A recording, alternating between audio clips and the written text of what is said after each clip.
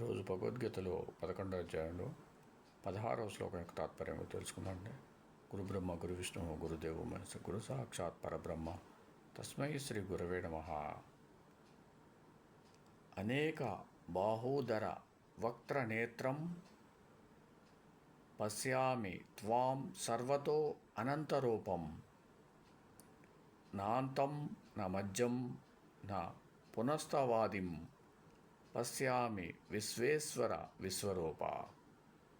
తాత్పర్యం: విశ్వేశ్వర, సర్వత్రా అనంతమైన నీ రూపమే కనబడుతుంది. అసంఖ్యాలైన బాహూదర నయన వదనాలతో అది ఒప్పుతోంది. విశ్వరూప, నీ ఆది మధ్యాంతాలను చూడజాలకున్నాను.